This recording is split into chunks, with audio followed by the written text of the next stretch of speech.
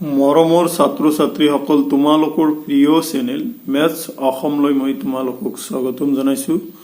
আজি মই তোমালোকৰ কাৰণে HSLC এক্সামিনেশ্যন 2022 এডভান্সড মেথমেটিক্সৰ কোশ্চিন পেপাৰ সলিউশনৰ তৃতীয় খণ্ডটি লৈ আহিছোঁ।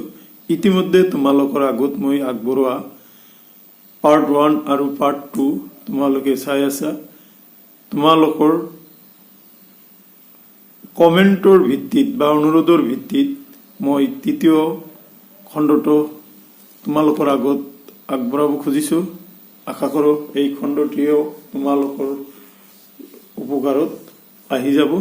ওকে, এই খণ্ডত মই তোমালোকক 8 নম্বৰ অংকটো যে তোমালোকে বহুতে মোক কমেন্ট কৰি জনাইছে, সেই 8 নম্বৰ অংকটো কৰি দিম।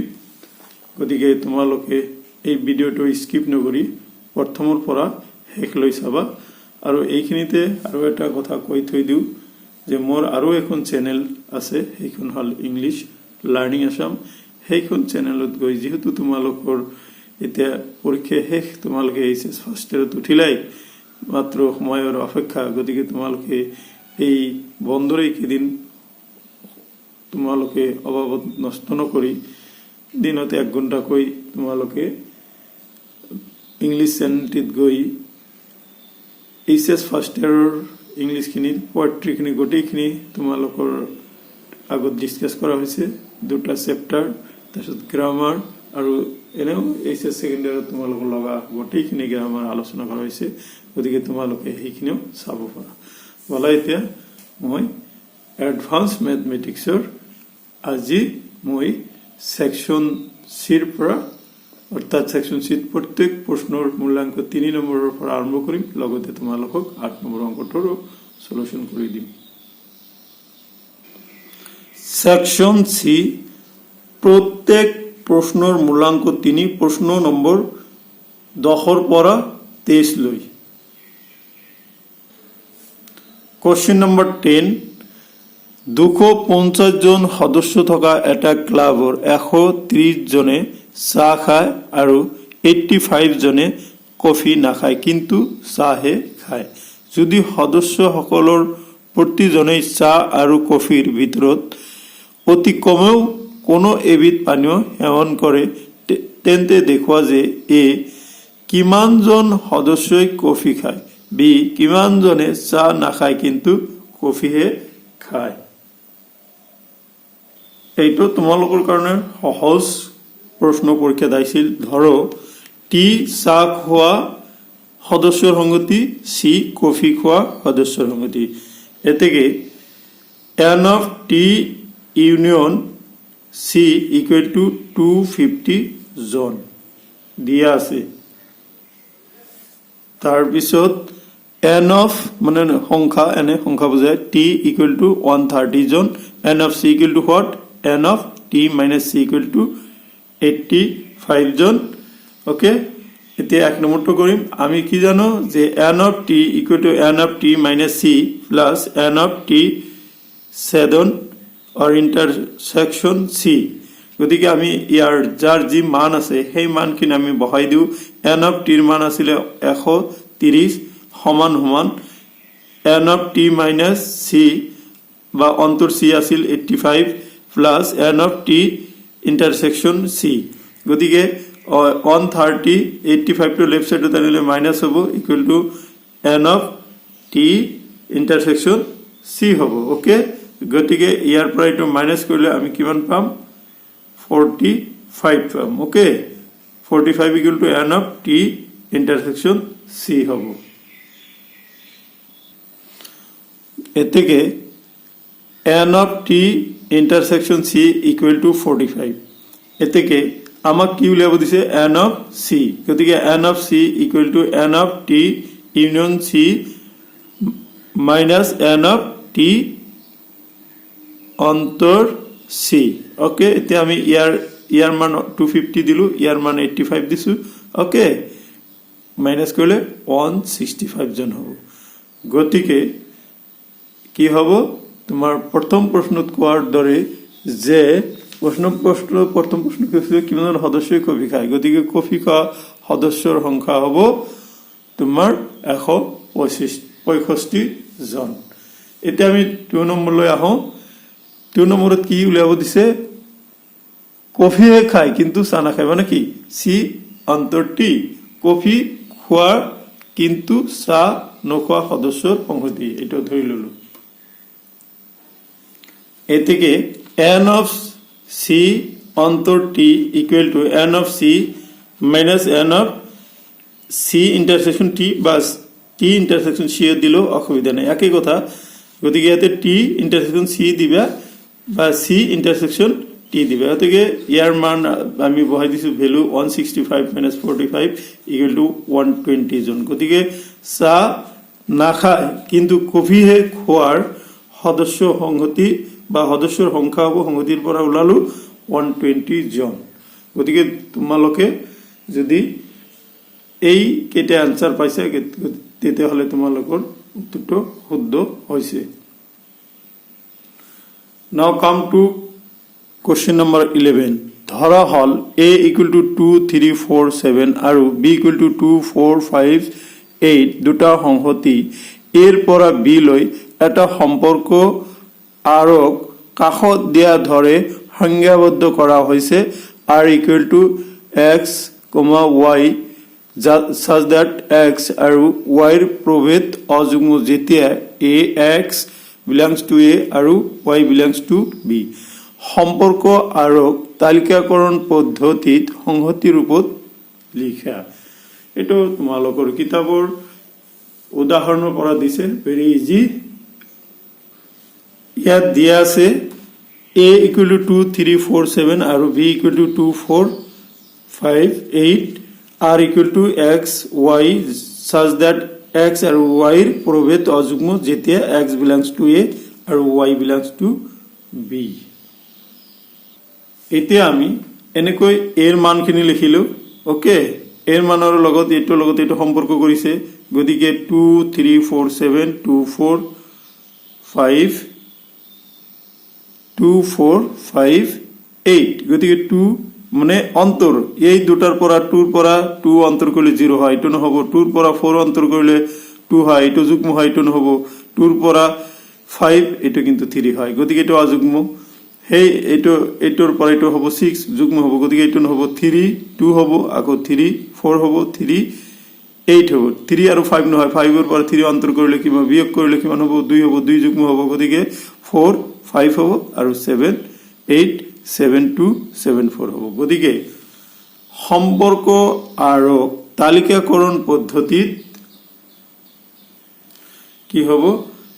r ইকুৱেল টু কি হ'ব? 2, 5, 3, 2, 3, 4, 3,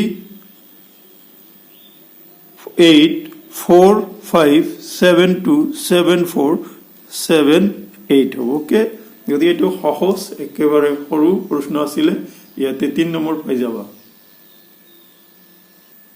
Now come to question number 12. যদি x plus iy equal to a plus ib whole square হয় তেন্তে x square plus y square মান উলিওৱা। দিয়া আছে x plus iy equal to a plus ib whole square। গতিকে x plus iy equal to এটো কি a plus b whole square ফর্মুলাত পেলাই দিয়া, a square plus 2ab ab into plus b whole square। তার মানে a square এটো একেবারে কৰিছো, গতিকে এটো ঠিক আছে। a square এটোৰ মান কি হ'ব? 2ab i, এটো কি i square হয়, i square মান -1 আৰু b square পূৰণ কৰিলে -b square। গতিকে x plus iy equal to a square minus b square plus 2abi। এতিয়া আমি কি জানো যে বাস্তব আৰু কাল্পনিক অংশ তুলনা কৰি আনসার x equal to তেতিয়াহ'লে কি হ'ব? a square minus b square আৰু y equal to 2ab। এতিয়া আমাক মান উলিয়াব দিছে কিহৰ? x square plus y square। গতিকে x square plus y square equal to এই মানটো x এর এইটো হোল স্কয়ার কৰা, প্লাস আছে প্লাস দিয়া y এখিনি হোল স্কয়াৰ কৰা। এখানে এইটো হোল স্কয়াৰ কৰিলে a মাইনাস বি আছে নহয় এ এইটো এ ধৰিলো এইটো মাইনাস গতিকে মাইনাসৰ ফৰ্মুলাত পেলাই দিয়া এ square minus 2 A B plus B square এইটো হোল স্কয়াৰ কৰিলে 4 এ বি স্কয়াৰ গতিকে এইটো কি হ'ব দুটা এইটো চাৰিটা গতিকে এইটো চাৰিটা এই চাৰিটাৰ পৰা দুটা বিয়োগ কৰিলে প্লাসৰ হ'ব গতিকে A square plus B square whole square হ'ব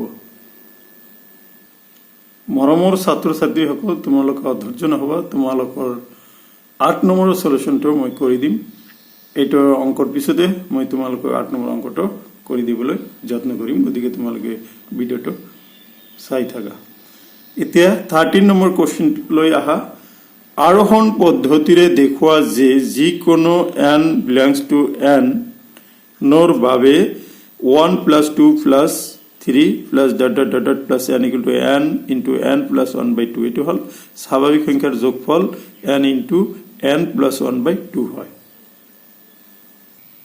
এইটো এটা উপপাদ্য তোমালোকৰ কিতাপত আছে তথাপি মই মানে ৰেকৰ্ড ৰখাৰ কাৰণে বা অহা বছৰ লৰা ছোৱালীৰ কাৰণে মই এইখিনি তোমালোকৰ আগত কৰি দিছো আৰু আশা কৰো তোমালোকে গোটেইখিনি ষ্টুডেন্টে এইটো কৰিব পাৰিছে ধৰা হল কি Sn equal to এটো কি ধৰিলো Sn ৰ মানটো 1 plus 2 plus 3 plus n এটো Sn ধৰিলো ইয়াত আমি এক নম্বৰত S ৰ মান যদি আমি n ৰ মান যদি 1 বহাই দিও তেতিয়াহলে 1 equal to 1 into 1 plus 1 by 2 এটো কিন্তু সত্য ওকে দুই নম্বৰ ধৰা হল S k সত্য যাতে S k ৰ এইটোৰ মান আমি k n ৰ ঠাইত k বহাই দিছো গতিকে k into k plus 1 by 2 k এটা নিৰ্দিষ্ট স্বাভাৱিক সংখ্যা গতিকে 1 plus 2 plus 3 plus dot dot dot dot k plus k plus 1 equal to এটো কি হ'ব এটো k বহাই দিছো প্লাস k plus 1 দিছো উভয় পক্ষত তাৰ মানে আমি কি কৰিছো k plus 1 যোগ কৰিছো ইয়াৰ এই ওপৰৰ এইটোৰ উভয় পক্ষত আমি k plus 1 যোগ কৰিছো যোগ কৰাতে কি হ'ব এটো k plus 1 দুটাতে আছে কমন লৈছো গতিকে k plus 1 কমন ললে এটো k by 2 plus 1 হ'ব ইয়াতে লহাগু লৈছো লহাগু ললে কি হ'ব 2 k এটোৰ তলত 1 আছে 2 1 যা 2 গতিকে k plus 2 by 2 এতিয়া k plus 1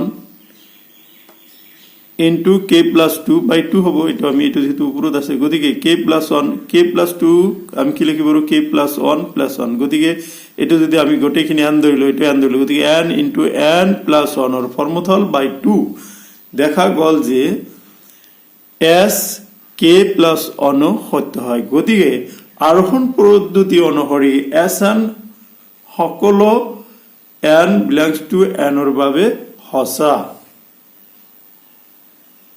এতিয়া 14 নম্বৰ অংকলৈ আহা দেখুৱা যে এটা অযুগ্ম সংখ্যাৰ বৰ্গক 8m plus 1 ৰূপত প্ৰকাশ কৰিব পাৰি কি কৈছে অযুগ্ম সংখ্যা বুলি কৈছে যত m belongs to z মানে m এটা অখণ্ড সংখ্যা এই অংকটো তোমালোকৰ উদাহৰণৰ পৰা দিছে গতিকে তোমালোকৰ মই বাৰে বাৰে কৈ আছিলো যে एग्जांपल খিনি 30% কমন কিন্তু পৰীক্ষা দিয়ে ওকে গতিকে আমি অংকটো কি কৰিম ধৰো a যিকোনো এটা অখণ্ড সংখ্যা a আৰু 4 ৰ বাবে অখণ্ড সংখ্যা q আৰু r ৰ পোৱা যায় যাতে এই যে আমাৰ ভাগকলন বিধিটো যে আছিল ভাগকলন বিধি মতে যে a equal to 4q plus r এটো কি ফর্মুলাটো কি 0 less than or equal r less than 4 অর্থাৎ a মানে r equal to 0 হলে এইটো প্রথমতে 0 ধৰিবে r equal to 0 হলে a equal to কি হ'ব 4q যেটো কি হ'ব যুগ্ম আকৌ r equal to 1 হলে এই r ৰ ঠাইতে আমি 1 লিখিলো গতিকে a equal to কি হ'ব 4q plus 1 যেটো অযুগ্ম এতিয়া r equal to 2 হলে তেতিয়া r ৰ ঠাইত 2 বহাই দে a equal to 4q plus 2 যুগ্ম r equal to 3 হলে a equal to 4q plus 3 অযুগ্ম a এর অযুগ্ম মান হ'ব তেতিয়াহলে আমাৰ অযুগ্মৰ কথা হৈছে 4q plus 1 আৰু 4q plus 3 যত q belongs to z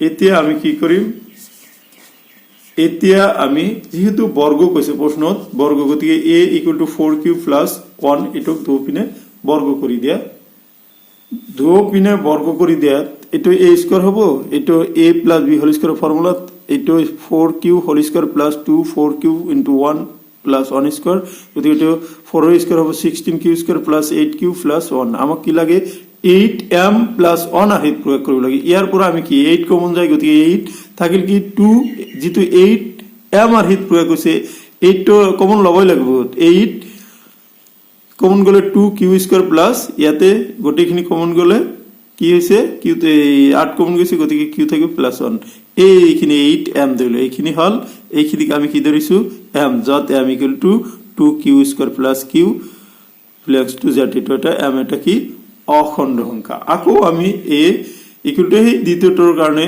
4 Q plus 3 টো ল ঠিক হেনেকৈ আমি যদি বৰ্গ কৰি দিছো এনেকুৱা পাইছো ওকে গতিকে উভয় পক্ষত বর্গ করার পিছত আমি এখানে পেলো 16 q square plus 24 q plus 9 গতিকে 16 কিউ স্কয়ার 9 ক আমাক কি 8 কমন লব লাগে 8 আকারে প্রয়োগ কৰিব লাগে গতিকে 8 প্লাস 1 কৰা যায় ইয়াৰ পৰা আমি 8 কমন লৈছো 2 q square plus 3 q plus 1 plus 1 গতিকে এইখিনি কাকো m ধৰিলো গতিকে 8m প্লাস 1 যত m equal to 2 q square plus 3 q plus 1 belongs to z okay গতিকে যি কোনো অযুগ্ম সংখ্যা এর বর্গফল 8m plus 1 m belongs to z আর হিত বা আকারত প্রকাশ কৰিব পাৰি হয়তো মোৰ মৰমৰ সকলোখিনি ছাত্ৰ ছাত্ৰী এইটোৰ আনসাৰ কৰিব পাৰিছে এতিয়া আমি দীৰ্ঘ অপেক্ষাৰ অন্তত তোমালোকে বিচাৰি থকা 8 নম্বৰ প্ৰশ্নৰ উত্তৰ কৰি দিবলৈ আহিছো বহুতে তোমালোকে কৈছে আজি 8 নম্বৰ প্ৰশ্নটো ৰং আইছে নহয় 8 নম্বৰ প্ৰশ্নটো ৰং আহা নাই মই ৰং যে আহা নাই হেতু প্ৰমাণৰ অৰ্থে তোমালোকৰ আগত 8 নম্বৰ প্ৰশ্নটো আনসাৰ কিনি কৰি দিবলৈ ওলাইছো 8 নম্বৰ প্ৰশ্নটো আছিল কি এবিসিডি এটা চক্ৰ চতুৰ্ভুজ আৰু এ বিন্দুত PAQ বৃত্তটোৰ এডাল স্পৰ্শক যদি এংগেল ADC = 85 ডিগ্ৰী আৰু angle QAB equal to 120 degree হয় তেন্তে BDC কোণ equal to what okay very easy তোমালোকে হয়তো বা জিবিটিৰ গাইডখন চাইছা গাইডত শুদ্ধ কৰি দিয়া আছে এখানে কৈছে যে অংকটো ৰং আছে নহয় দেখা প্ৰথমতে তোমালোকে এটা চিত্ৰ আঁকিবা এটো A B C D এটা চক্ৰ চতুৰ্ভুজ আছে BC এটো সংযোগ কৰি দিয়া হৈছে আৰু PA কিউ এটা কি আছে এটো এটা স্পৰ্শক ওকে বৃত্তটোৰ স্পৰ্শক গতিকে দিয়া আছে এবিসিডি এটা চক্ৰ চতুৰ্ভুজ অ্যাঙ্গেল ADC এই গোটেইখিনি অ্যাঙ্গেল কিমান দিয়া আছে গোটেইখিনি অ্যাঙ্গেল আছে 85 ডিগ্ৰী ওকে আকৌ কি দিয়া আছে QAB এই গোটেইখিনি অ্যাঙ্গেল দিয়া আছে 122 ডিগ্ৰী গতিকে আমি কি জানো এই অ্যাঙ্গেল খিনি আৰু এই অ্যাঙ্গেল খিনি যোগ কৰিলে 180 ডিগ্ৰী এই অ্যাঙ্গেলখনৰ নাম কি QAB আৰু PAB = 180 ডিগ্ৰী কিয় এটো এটা সৰল কোণ ওকে সৰল কোণ গতিকে আমি PAB plus 120 ডিগ্ৰী = 180 ডিগ্ৰী হ'ব PAB angle PAB equal to 180 degree এটো ইপিনে লৈ আহিলে 120 ইপিনে লৈ আহিলে মাইনাস হ'ব গতিকে 60 ডিগ্ৰী এতেকে PAB কোণটো কি হ'ব 60 ডিগ্ৰী হ'ব আকৌ আমি কি জানো PAB এই চিত্ৰ চোৱা PAB ওকে PAB সমান ADB এটো কি হ'ব PAB আৰু DAB একান্তৰ বৃত্তাংশ কোণবোৰ সমান নিয়মটো কি একান্তর বৃত্তাংশ কোণ সমান গতিকে PAB 60 আছে গতিকে ADB হল 60 এতেকে অ্যাঙ্গেল ADB 60 ডিগ্ৰী হল ওকে গতিকে এতিয়া আমাক লাগে BDC কোণ ওকে BDC কোণ equal to ADC কোণ minus ADB কোণ ওকে ক্লিয়ার ইয়াতে সোয়া ADC কোণৰ মান 85 ডিগ্ৰী আৰু এটো হল 60 ডিগ্ৰী গতিকে 25 ডিগ্ৰী হৈছে গতিকে তোমালোকৰ বুজি পাইছা তোমালোকে অংকটো চাব পাৰা যেহেতু তোমালোকৰ বহুতেই মোক কমেন্ট কৰি জনাইছে যে অংকটো স্যাৰ ৰং আছে নেকি অংকটো ৰং নাই কাৰেক্ট তোমালোকে এখিনি চাই লব পাৰা হও দেখো তোমালোকে যদি ভিডিঅ'টো চাই ভাল লাগিছে তেতিয়া ভিডিঅ'টোত এটা লাইক দিবা, বন্ধু বান্ধৱীৰ লগত শ্বেয়াৰ কৰিবা আৰু ভিডিঅ'টোত কমেণ্ট কৰিবা। আৰু যদি কিবা সমস্যা আছে তোমালোকে মোক কমেণ্ট কৰি জনাবা, মই আৰু এটা ভিডিঅ' বনাই দিবলৈ যত্ন কৰিম। অ'কে, থেংক ইউ ফৰ ৱাচিং।